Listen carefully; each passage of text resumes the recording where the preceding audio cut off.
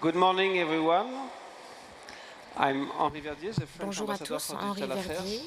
and I'm very happy to Je suis très heureux, welcome you to this very en tant important session. qu'ambassadeur pour le numérique, de vous We'll accueillir à speak about cette a very tough topic. session We'll speak about très child importante. protection Nous online. allons évoquer un sujet I très want important, la protection speak, des enfants en ligne. On behalf of the guest, distinguished guest, but just to say Je that ne vais this pas is, m'exprimer maybe the à la silent place de scandal. nos invités Every day distingués, mais we c'est have un scandale so many silencieux. Chaque jour, harmful actions, tellement d'actes nuisibles sont commis, des contenus pornographiques et harcèlement, des suicides, tous les jours, partout. Nous n'en parlons pas suffisamment et nous ne faisons pas suffisamment d'efforts. Nous avons un peu plus d'une heure pour évoquer ce sujet lors de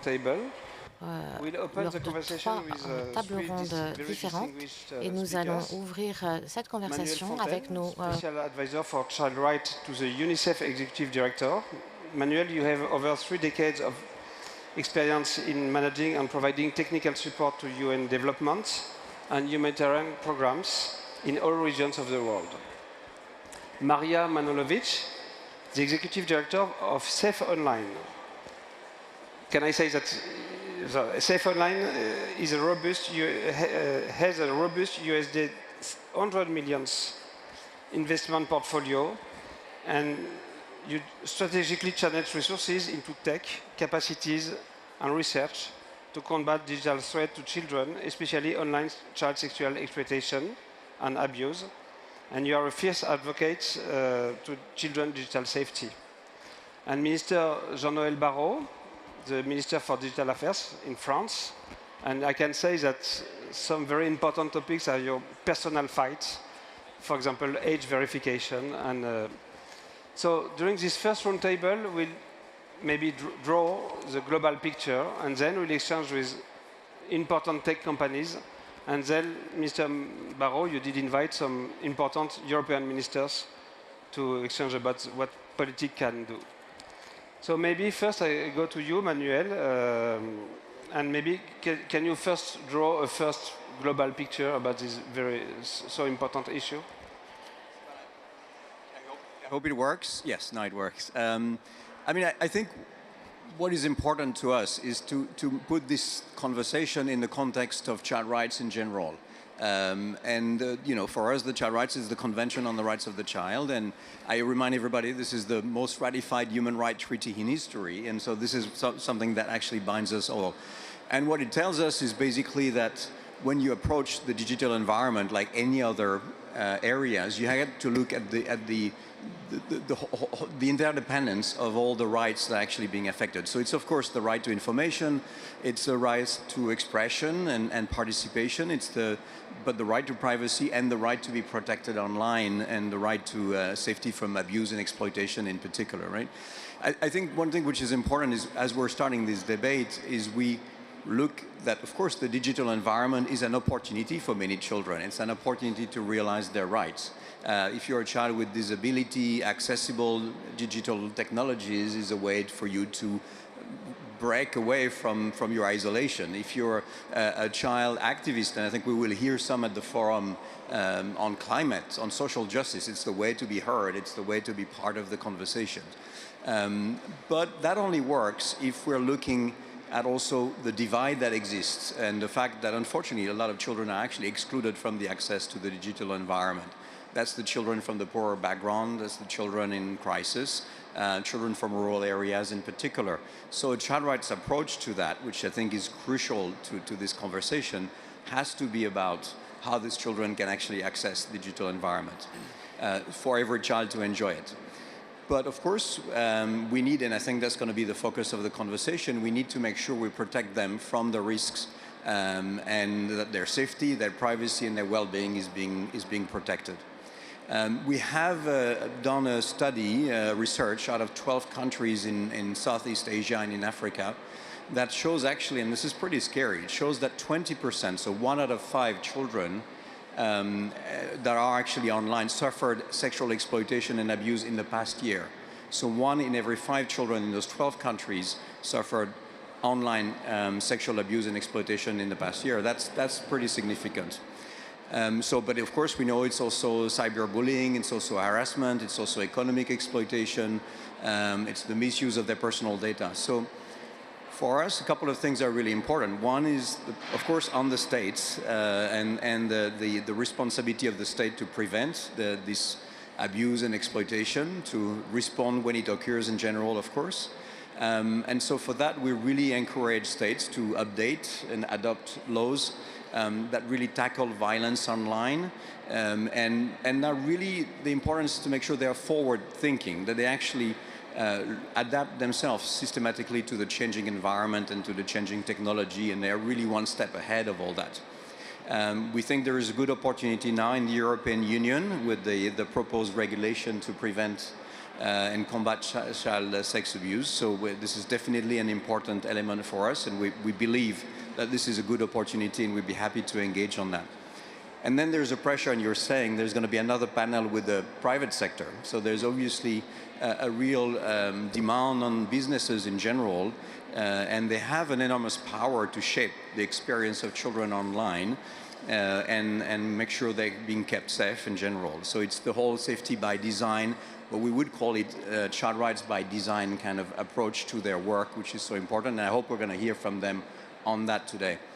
And then finally, just one thing that is really important to a child rights approach to this issue is how do we include children themselves in that conversation, how they're part of shaping the digital environment they want, how they're being heard, and make sure we include them in that moment. So this is going to be important. So maybe just to summarize it, for us, what we would call a child rights approach to this question that is so important is recognizing the interdependence of rights. You can't identify or focus on one right without the others. You can't focus on privacy without thinking about safety and the risks that are online. And you can't do that without thinking of participation and other rights of children. Make sure that it's about every child. Digital divide, again, very problematic for us because it will perpetuate divisions in general. Make sure that, of course, the states have the relevant legislative and policy and other measures and adopt them with forward thinking. Companies, businesses, their responsibility to make sure that they build that safety into their product design from the beginning, not an afterthought, but from the beginning as they anticipate. And finally, considering children's view in everything we do is quite crucial. Thank you very much. And thank you for having precise that, of course, the digital world was first an opportunity and is still an opportunity. But then we have to build some securities in this wonderful world. Maria, Safe Online is something unique because you did invest more than $100 million in more than 85 countries. So you have a very global view of a wide range of approaches, and I would love to hear from you what you have learned with this experience. Thank you so much, Henri, and thank you, Manuel, because you really gave a good intro to what I'm going to say. We are really proud of our work. We, as the only global fund funding solutions for child online safety, find ourselves both excited about the role that we play, but also somewhat lonely, because there are not many organizations or funds who are really taking seriously the issue of child online safety.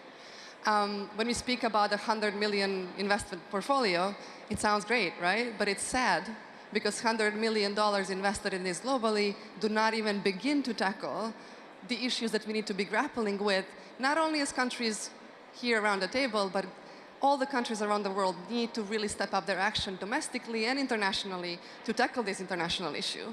Because as Manuel has said, the research that we have funded called Disrupting Harm shows that up to 20% of kids are experiencing really bad traumatic experiences online daily, whether we are talking about child sexual exploitation and abuse, or we are talking about exposure to extreme pornographic content that is creating all sorts of other things that are negative for development of children, we need to really think more upstream about how do we tackle issues of child online safety in digital environments.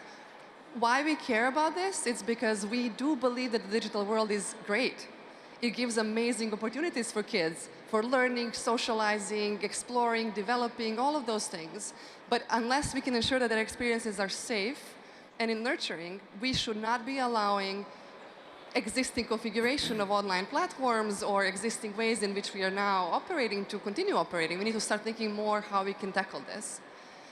Our fund has so far, through our investments, just a snapshot of what we have achieved. We have reached around 35 million kids and caregivers through advocacy and campaigns. We have changed legislation and policies in over 85 countries across the world.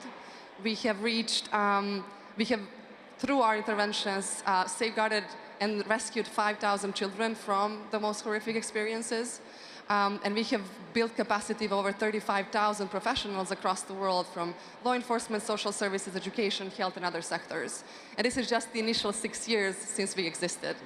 And our investments are doing three key things. And this is, I think, foundational for any approach to dealing with this issue, is that we are building and strengthening systems at the national, regional, and global level. This means funding everything from supporting policies and legislation, setting up key pieces of infrastructure like services for victims and survivors, law enforcement units, health services, hotlines and helplines for children, which currently don't exist in many places.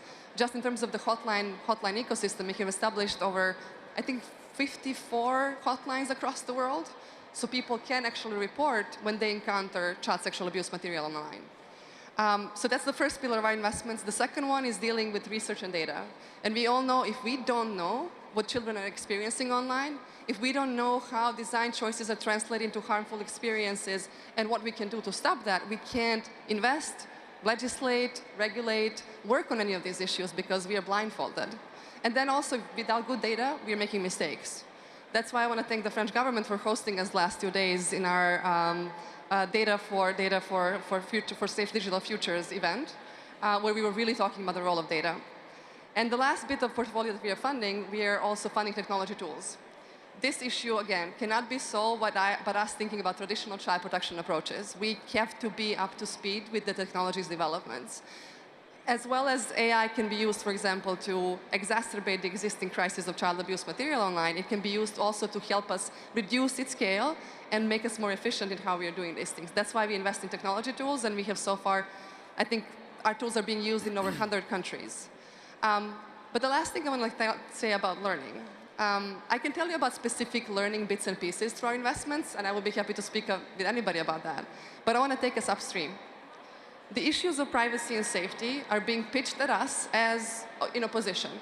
And we know whoever tells you that safety and privacy by design cannot exist is just not putting enough efforts to make it happen. And this is particularly true if you think about diverse risk that exists on different platforms. DSA has really shown there can be diversified approach in how you deal with different types of platforms.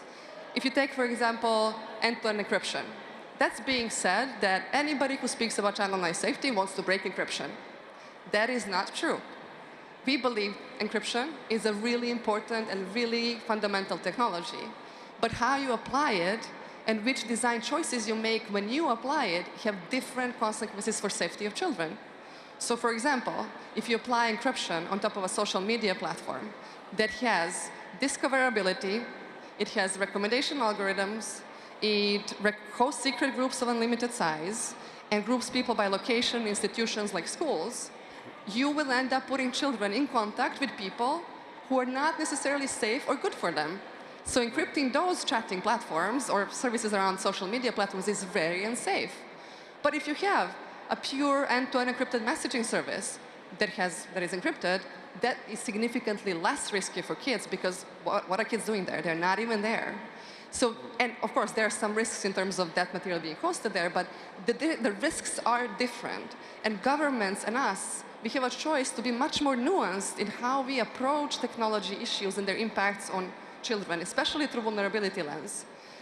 There is currently an opportunity to do this within European Union and legislation at the EU level, where current legislation doesn't define these layers of risk, but France and other governments can actually put forward a proposal on how we can, in a nuanced way, define risk levels for different platforms and how we can solve those things. And this is one of the biggest learnings. We have to be very nuanced in how we speak about technology and its impact on children.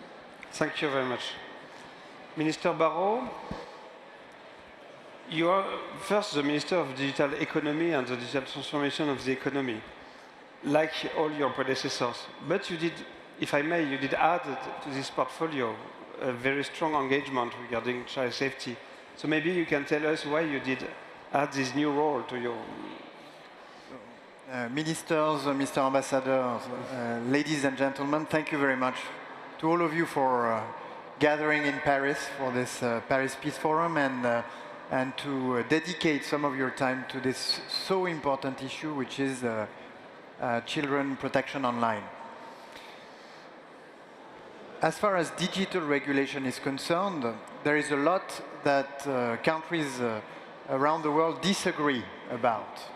We have diverging views on privacy, on copyright, on many dimensions, even though we have international fora, such as this one, in order to try to make our views converge.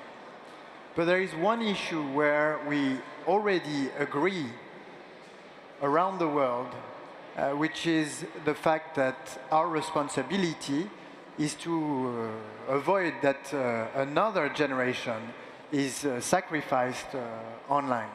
Because we all believe, we are all convinced that due to insufficient action, already one generation has probably been sacrificed in a number of ways.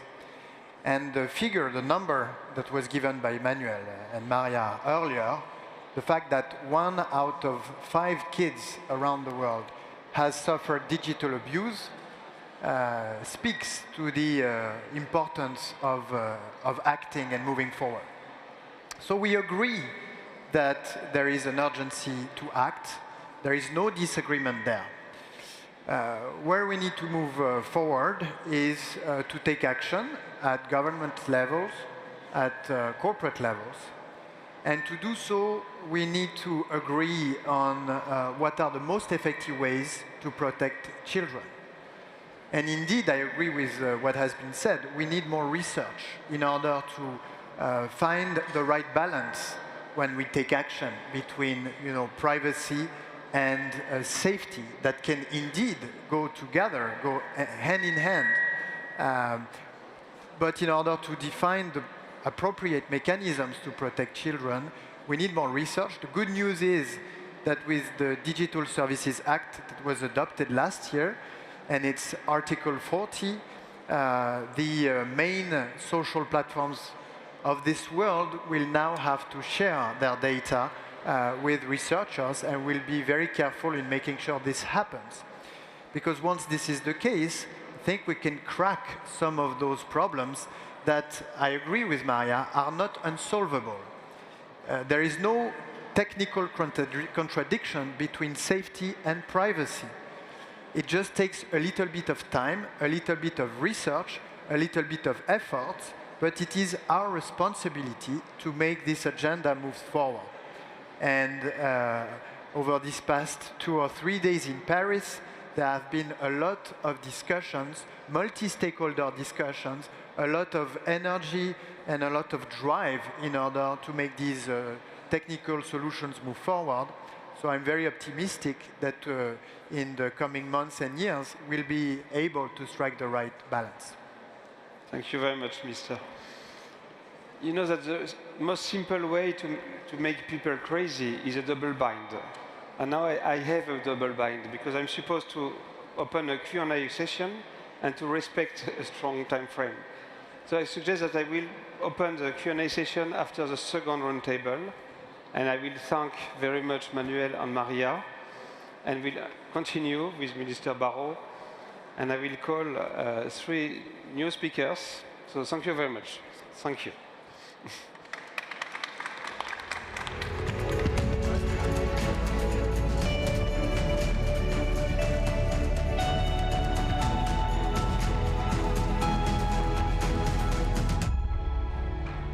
So if I may, Courtney, Theo, where is Theo? And Jan, your turn. So you sit, you take a mic, you show one camera, and we start. On fait comment? And we need one chair, so let's start like this.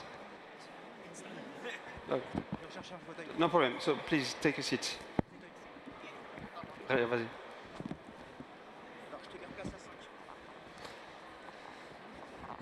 So, as it was mentioned, the strong belief of France is that we cannot fix those issues without a strong multi-stakeholder approach.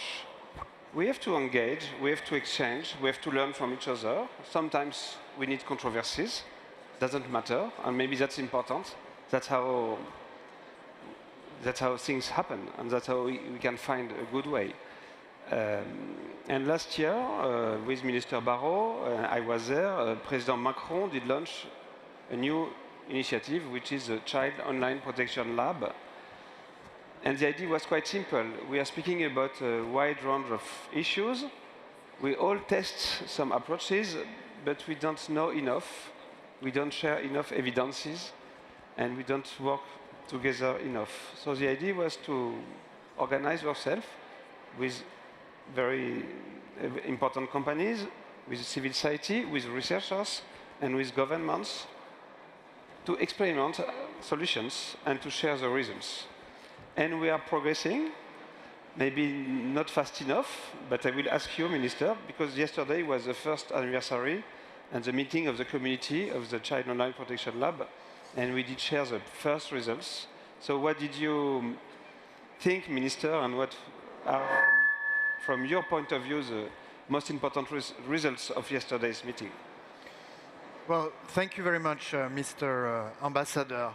Indeed, last year, the President Macron launched this Children Online Protection Lab in order to get us all together and crack the issues on a technical standpoint through experimentations, bringing together governments, NGOs, and industry.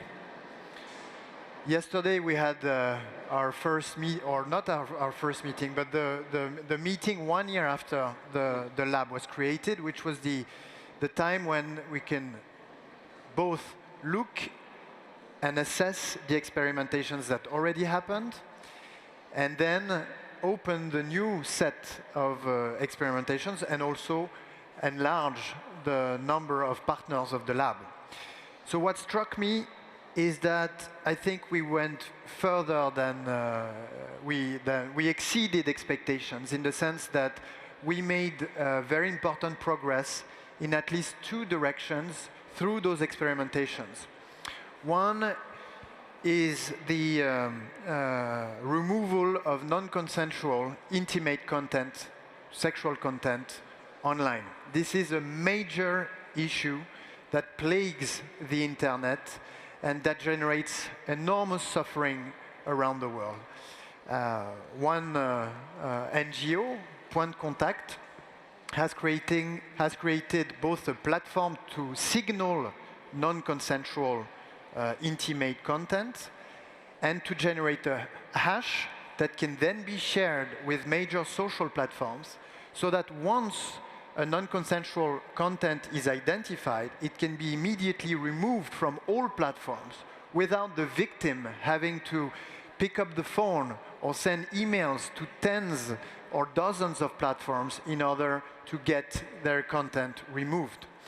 So the great value of this first experimentation is to show that it is possible and that it is not very complex to both collect the consent, or collect the non-consensual aspect of the content through a shared platform, to hash those contents, and then to share it with major social platforms. Next step is for those social platforms to adopt and to start collaborating with this NGO in order to make things move forward. And the second set of experiments that also led to very impressive results is those related to age verification.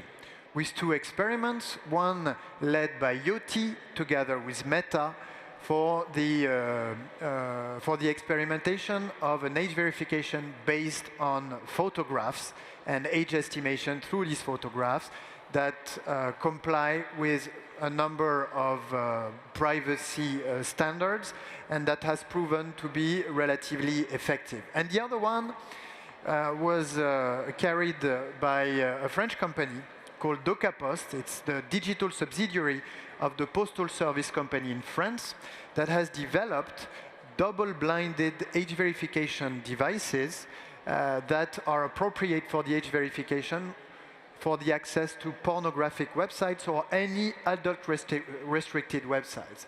Because everyone should have in mind here that there are illicit contents, but there are also licit legal contents online that we want to preserve our kids from being exposed to. And that's a very different problem than removing illicit content. You need to allow adults to have access to pornographic content, to have access to alcoholic beverages, to gaming and gambling and so on, while protecting children from this. And to do that, you need to have age verification tools that are not too intrusive, and that in particular do not reveal the identity of the person. The solution developed by this company has proven to be effective in experiments conducted with pornographic websites. Our hope is that it can be widely adopted for the protection of children that are currently massively exposed to this content in a way that brings us to believe that there is a major health or public health issue associated with this massive exposure that we need to solve quickly. There are regulation aspects, but there are also technical aspects, and I think we've moved forward significantly.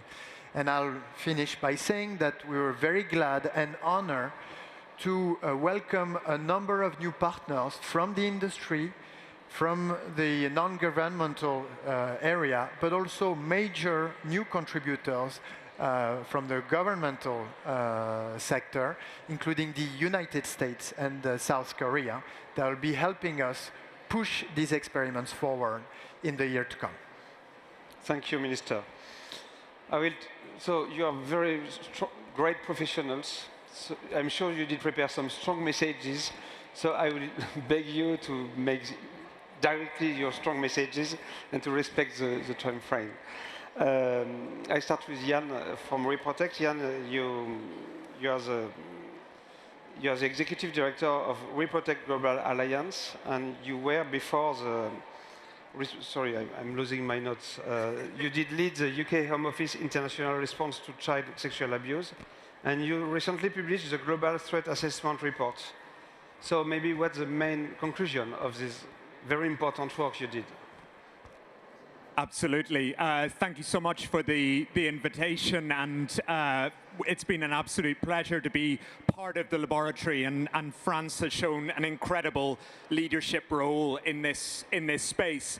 So our global threat assessment, we focus on solving the global problem of child sexual abuse online. And we do this threat assessment every 2 years. And what we've learned is the scale and diversity of child sexual abuse online is increasing. We're seeing new kinds of phenomenon coming in. So we're seeing a growth in financially motivated sexual extortion. We're seeing a growth in AI-generated child sexual material, which is complicating the response. We're seeing a gulf between what children think are the biggest risks. They see the biggest risk as being strangers, as being the classic monster behind a laptop. It's not. It's people in the circle of trust. It might even be parents. And I know France has been taking a leading role in addressing some of these family-based abuses. We're seeing this increasingly. So what do we learn? What do we need to do? I think, first of all, we need to be addressing this as a global community. We cannot address this single-handedly, and that's why we need to be bringing technology companies, we need to be bringing financial institutions into the tent. we also need to be engaging at the regulatory level. We have an enormous opportunity within the European region with the European child sexual abuse legislation that's coming in and that's being considered by the Parliament and by the European institutions at the moment. This gives a golden opportunity for us to engage at regional level and set in place protections that will last and be effective for years to come. And I think, finally, we need to bring in a child-centered approach. We need to do more to listen to children, to understand how they are navigating this digital world. So looking at self-generated child sexual material, we're seeing that increasing by 360% for 7 to 10-year-olds. So I have a 7-year-old, I have a 9-year-old, and to think that they are in a position where they could be sending sexual material, they can't give consent at that age, that could be shared, and the consequences can be incredibly severe. And that's particularly acute for girls, where the experience is particularly negative. So I think we need to address this as a global community, and I'm so pleased that France and that the Paris Peace Forum has taken a lead in pushing this issue forward. Thank you, Monsieur l'Ambassadeur. Thank you very much. Courtney Gregoire, you serve as Chief Digital Safety Officer for Microsoft Corporation and Assistant General Counsel for Microsoft Corporation. Can you tell us briefly what you are doing for this important issue, and maybe how you perceive the DSA and its consequences? Try again. Switch, yeah. Thank you. There we go. Well, first and foremost... Fair cooperation between TikTok and Microsoft. Of course, cooperation gets this done. Exactly. Well, I want to first and foremost truly thank the French leadership for helping build on the global stage the significance of child online protection. Many of us have been in this space for some time, but really the spotlight that has been shined is unlocking the potential for true collaboration to get to real solutions for what we need for this globe. At Microsoft, we've got 40+ years of experience thinking about what it means to protect children online. And our legacy really was founded in the concept of how we can use technology through collaboration to stop one of the most important challenges, and that is child exploitation images. Microsoft worked collaboratively to create PhotoDNA, realizing that a technology company alone can't understand how to solve these challenges. So by working directly with child rights organizations and data scientists, we understood what a breakthrough technology 15 years ago could mean to detecting and removing some of the most horrific images around the world. But what we know is we can't stop, and we must continue to innovate. What I'm really thankful for is this landmark change that it's time to both think about what it means to protect children from horrific problems online, but really unlock the potential of technology to help and support their well-being. We're in a new era, a technology breakthrough with generative AI, and early research indicates that we can really truly find new solutions to unlock educational opportunities, social opportunities, truly embrace what it means to think about neurodiversity through technology capabilities. But we must do this in a way learning the lessons of the past and building on what safety really means. The lab helps us think about what that means practically. You asked one other really important piece. What does the DSA mean here? And I think what it really reflects is an understanding that we need risk-proportional approaches to safety across the ecosystem. The Digital Services Act is a landmark regulation that helps us think about governance, accountability, and transparency. It makes platforms take a hard look at what it means to think about risk-proportionate systemic risks, and puts it on the responsibility of the platform to say, once we've identified, documented, and understand those risks, how are we going to systematically address them? What we know is we want to do that with a whole of society approach, because that's the way to look for the future. So as I think about the future of the lab, I have two hopes. One, as Ian indicated, We want children's voices at the center of these design decisions and how to make holistic safety decisions in the future. Hearing directly from them about how they use technology helps us build safety by design. Second, we need further policy guidance on this critical space of age assurance and age verification. We are thrilled to be a partner and collaborator on testing technology, but for the future, to ensure we're balancing the rights of privacy, freedom of access to information, holistic child's rights, we get to have those policy conversations, and we're thankful for the lab to do just that. Thanks so much. Thank you very much. And thank you very much, Courtney. Theo Bertram, you are TikTok's Vice President of Government Relations and Public Policy for Europe. I suggest, because we did exchange briefly before the session, we know that TikTok is really committed regarding harmful content removal, even if we can discuss, of course, as usual. But I would love to ask you about mental health, because this is another issue that we don't speak enough. So maybe if you can elaborate a bit around this issue. Yeah, I'm happy to. And I just want to echo my thanks to the French government, who really are leading not just Europe, but the world when it comes to the development of regulation, but more importantly, this sort of cooperation, which we don't really find anywhere else. And I think the partnership between NGOs, government, and the private sector is the key that makes this laboratory work so well.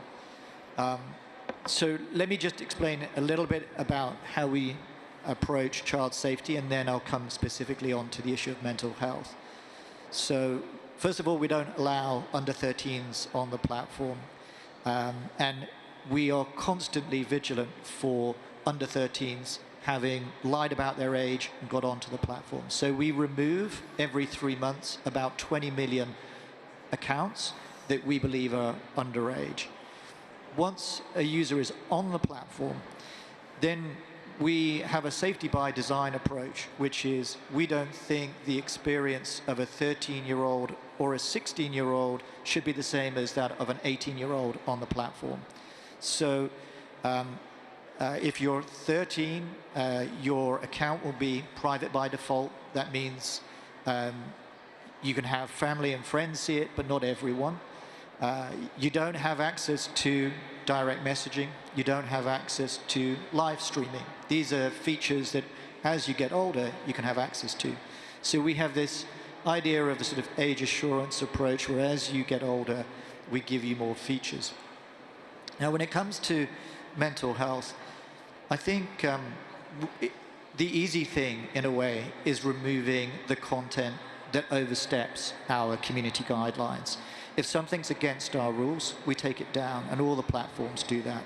So content around harmful eating disorders or suicide or mental health, sometimes it's very easy to spot that this content breaks the rules. And that's in a way, that's the easy bit, and we can detect and remove this content.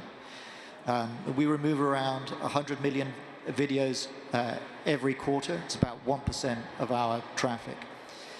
The harder thing then is the content that maybe isn't against your rules.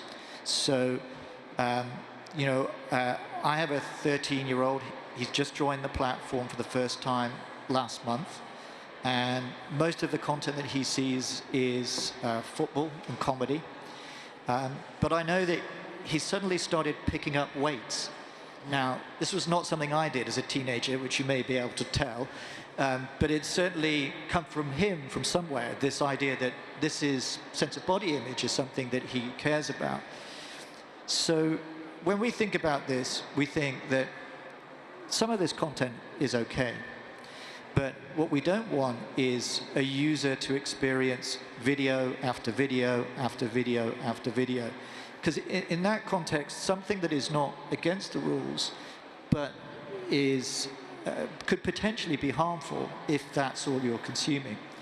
So we have what we call famous lawful but harmful. Yes. So then what we have is what we call a dispersal strategy. So we deliberately change the algorithm to discourage just one line of consumption like that for certain types of content. So The other thing that we do is we also set a time limit for those under 16. So when you reach 60 minutes in the app, you then have a block that you need to undo. So one part of it is consuming the same type of content. How can we stop that? And then the other part of it is, are you spending too long? And how do we break that? I think there is another part, and this comes through the DSA, which is the idea of when you have algorithmically driven content, how do you let a user break out of that? So, TikTok users really like the idea that their algorithm is shaped to their interests. But maybe after a while, you don't want this content. So maybe you've been through a breakup with your boyfriend or girlfriend, and the content that you're seeing is it of this type, that you're watching videos of other people who've been through this experience. But at some point, you don't want this content anymore. So one thing you could say is, I'm not interested in this. But the other thing you could do is completely start afresh. So we call it algo refresh. So you can completely wipe the algorithm and start again from scratch. So these are some of the ways in which we are trying to break up that momentum around the content that is not against the law or not against our rules, but if consumed consecutively could be harmful. Thank you very much. So dear friends, we have now a very important panel with some important ministers, including the next president of the EU. So I will let the floor to Minister Barrot and his colleagues. Welcome. And thank you very much for your commitment, for your very precise engagement. Thank you.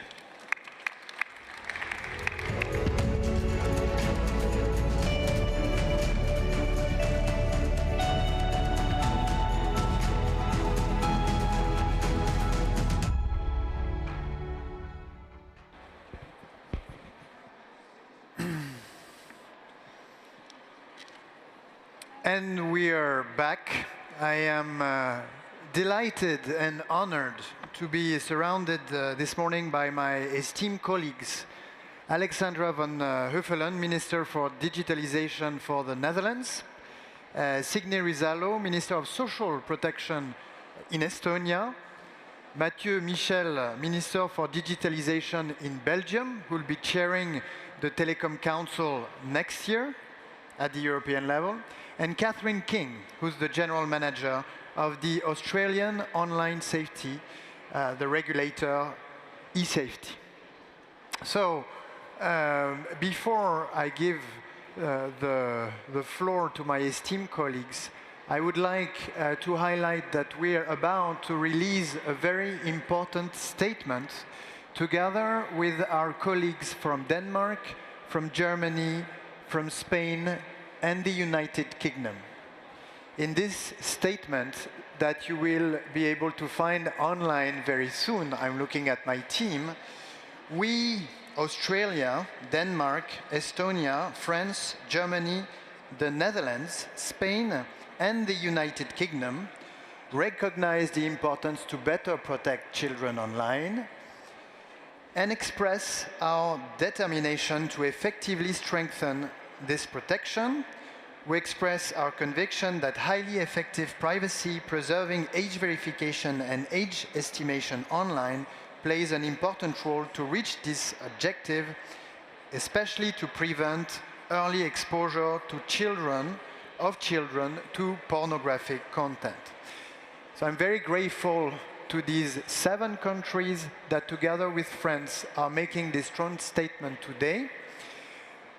And I'm, with no further ado, going to give the floor to these colleagues, asking them what are the specific actions that they're undertaking in their country, both at the legislative level, but also non-legislative level, in order to better protect children, of course, against the early exposure to pornographic content, but also in other terms or on other topics, because all are very important, and also ask them what their projects are moving forward to increase this protection.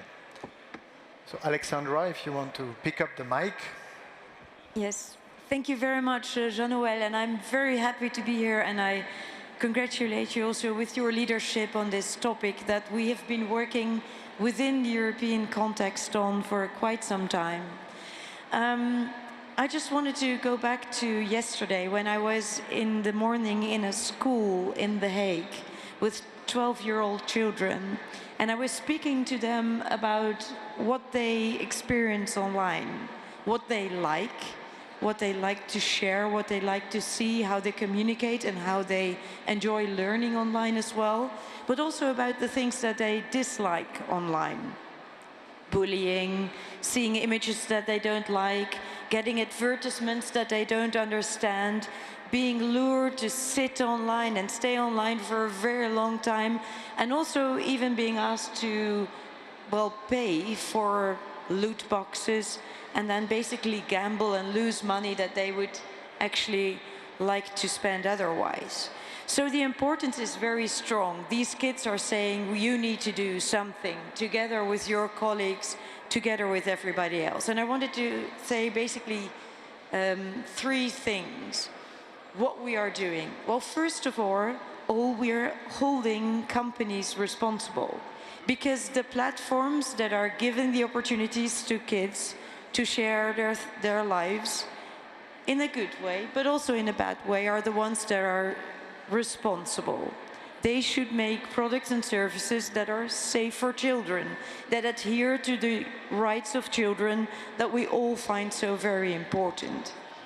And therefore, I very much and strongly believe also in the legislation that we have set up in Europe and that we need to work on very strongly to implement and make sure that everybody is adhering to it.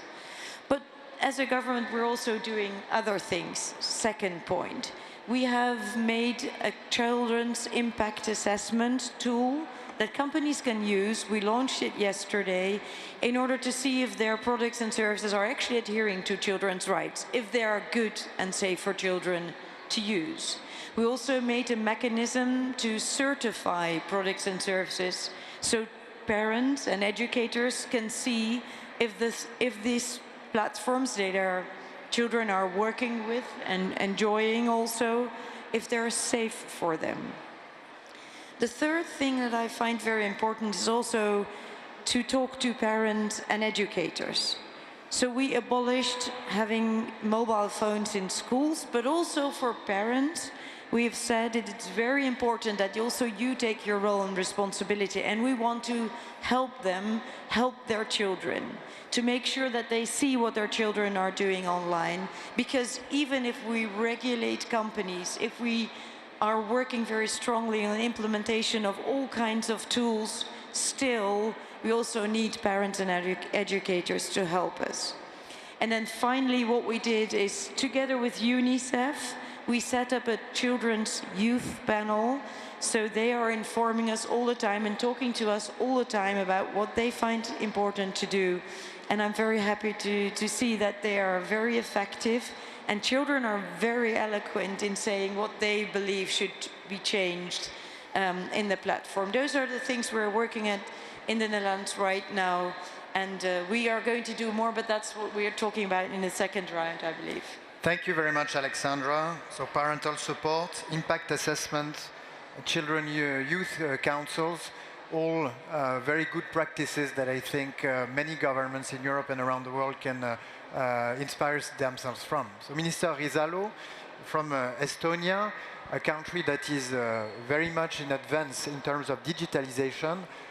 What are the actions that you've taken as digitalization was making progress to better protect children? Yes, thank you, Mr. Barrot. I would like to say that I don't know if it's good news or bad news, but whatever we do and how much ever we try to protect children, the curiosity of young people and the wish to do things which are not allowed is still there. So we try to protect children, but they are also risk to themselves. That's why it's very important to cooperate with the scientists and understand not only what they are doing there in the internet and cyber environment, but also to understand why they are doing. So it's important, child development psychology, and understand the actions they are taking in the cyber world. But I'm really honored to be here, and this is only 1 year, thanks to your President Macron and our President. I'm so proud also of that. We are here. For 26 years I have been on the field of child protection before I changed my career and went to the politics. And I saw during this time these efforts to cooperate internationally with NGOs, with governments. But what you did, we are on the next level now, thanks to you, ICT companies, and the digitalization, and the ministers who are responsible about that. So thank you very much. Yes, we can account that Estonia built a quite advanced digital society, but it means that there is more risks also. And it's absolutely important to collaborate with NGOs, universities, and ICT companies to increase the awareness and the skills for children how to be safe in internet. And it's not only the question of sexual exploitation, it's human trafficking, it's cyberbullying, it's a lot more we are talking about. That's why I believe it's important to have a very safe place to turn if the child feels to be pulled or violated. In Estonia we have specific helpline for children, and in each case where the worker indicates a risk, information goes directly to the child protection worker, who has a responsibility to take contact with the family and the child. It's up of the case. And of course, in acute danger, the police will be engaged.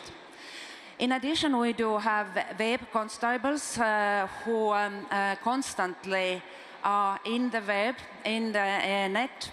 Sometimes they pretend to be a minor and seek the risks in the web, but also children, parents and teachers can ask advices from web constables and report when there is situations which are not allowed or proper for children.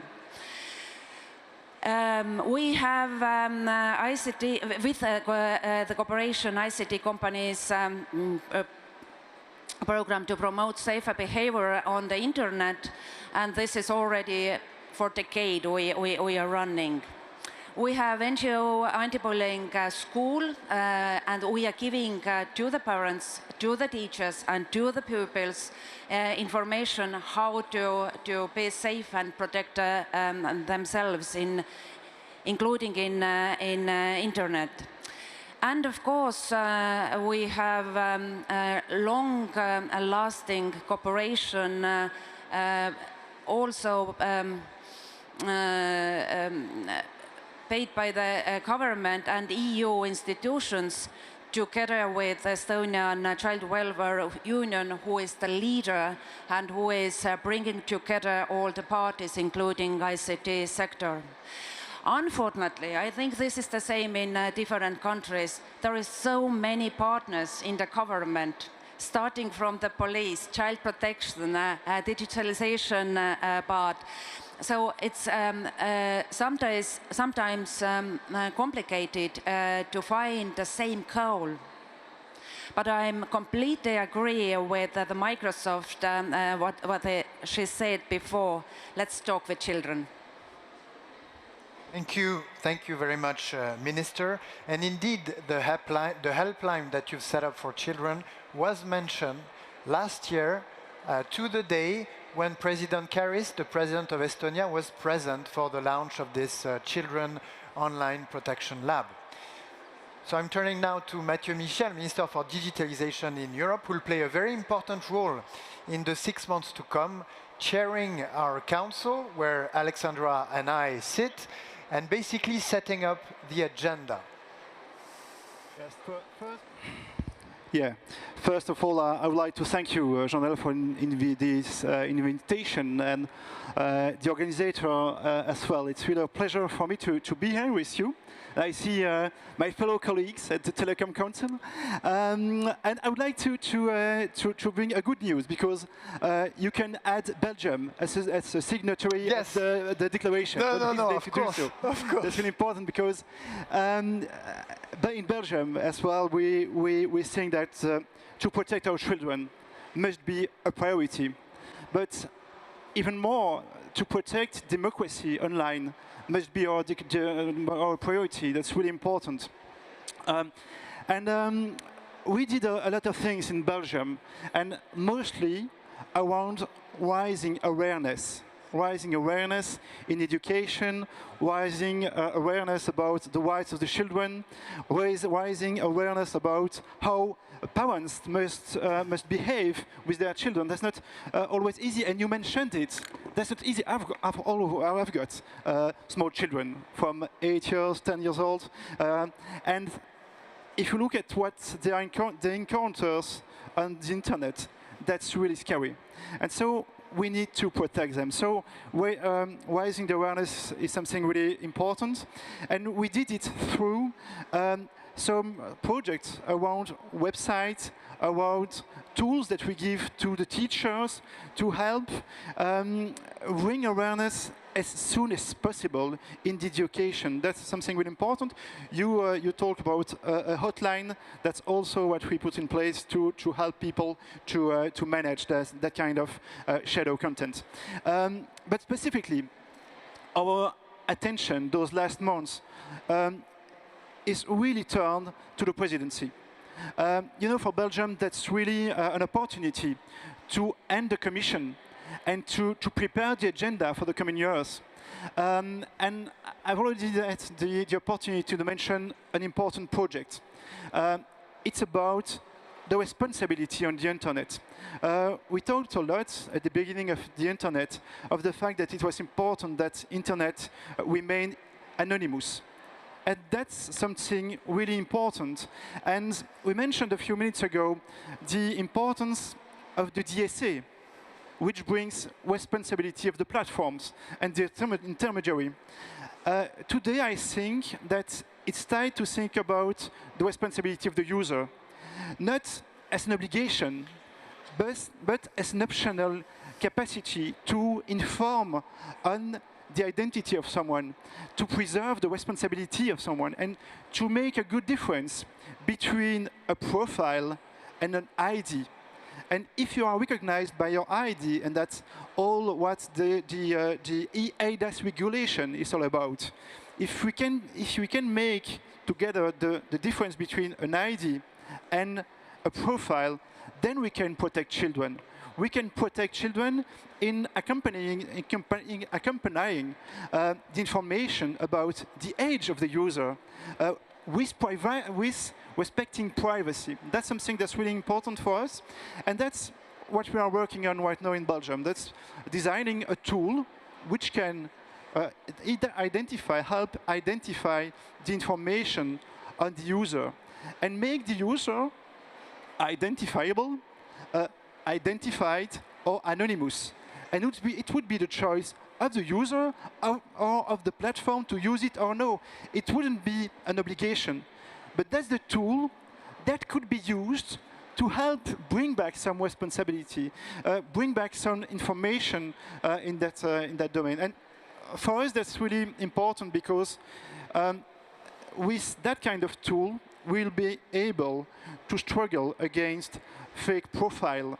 And we all know how it's difficult today to fight against disinformation, fake news, the false profile. And that's what we want to bring in the presidency, and we are working on it right now. So we are really, really busy, and I can't wait to share that project with everybody during the presidency in 2024. Thank you very much, Mathieu. This is two super important pieces of news. The first one is that Belgium is also signing this declaration. So I'm sorry, Catherine, just before I give you the floor, I'm going to read it again for history. We, Australia, Belgium, Denmark, Estonia, France, Germany, the Netherlands, Spain, and the United Kingdom express our determination to effectively strengthen the protection of children online. We are convinced that highly effective privacy preserving age verification and age estimation online plays an important role to reach this objective, especially to prevent early exposure of children to pornographic content. The second very super important piece of news that was just given to us by Mathieu is that Belgium, for its presidency of the EU, will be putting forward a proposal for optional certification based on the digital ID wallet that the EU has just adopted this week in order to bring more sense of responsibility on social platforms. This is very important. I'm not sure it had been already put out for the public, but I think it's a very important step forward, and the Paris Peace Forum is the right place. It's an exclusivity of the Paris Peace Forum. But stay tuned, because we have Catherine King with us of the eSafety Regulation Agency in Australia, that has been an example in many dimensions for other countries around the world to increase the protection of children online. Catherine, the floor is yours. Thank you so much. It is such an honor to be here to talk about online safety and regulation in the Australian context. So I'll start by saying that keeping Australians safe online is and will remain a priority, a top priority for the Australian government. Australia has a strong track record in online safety and has established the world-leading online safety regulator in the eSafety Commissioner, which I work for. So the eSafety Commissioner, we provide comprehensive advice about preventing children from online harms and, of course, accessing inappropriate material online. So our website at esafety.gov.au is really comprehensive source for resources for parents and families to really help provide them the tools they need to help protect their children. There is wide agreement in Australia that young children should not be able to access harmful content online. So Australia's current online safety legislation, the Online Safety Act, this came into effect in January of 2022. The Act was substantially updated and strengthened eSafety's powers across a variety of online harms and introduced new powers and regulatory schemes for the Commissioner as well. So the Act sets out the eSafety Commissioner's powers and functions, and these generally fall into three core pillars for us. So the first is about prevention online. So we work to prevent online harm through education, as I mentioned, through our website, awareness raising and programs, as well as running research programs. Second, we offer protection is a core pillar for us. So we do that through our investigations and content removal schemes. These are available for individuals who make reports to eSafety and have encountered illegal things like illegal and restricted content, like child sexual exploitation material, terrorist or violent extremism content, as well as those who have experienced cyberbullying online, adult cyber abuse, or the non-consensual sharing of intimate images. So we receive those reports from the public and provide remediation and takedown of content as well. And third, building on those insights from our prevention and protection work, we have the ability to push for more proactive and systemic change within industry. And we do this through a variety of ways. This includes through the creation of mandatory industry codes that are drafted by the industry associations in Australia and registered by the eSafety Commissioner. So these enforceable codes contain measures that social media services, internet service providers, hosting services, app stores, search engines, and equipment providers, so looking at all levels of the ecosystem, they must take and prevent, take actions to address child sexual exploitation material and terrorist and violent extremism content as well. So 5 of these codes that we recently established will take effect in December of this year, and the 6 for search engines will take effect in March of next year. So eSafety is currently working on finalizing this first phase of codes, which is really focusing on the most harmful and extreme material. And our second phase of codes commences next year, which is where we focus on more online pornography in the broader sense of the term. So we will be working on that once the first tranche of codes is done, because it is extensive work for us to do with industry, which we do collaboratively.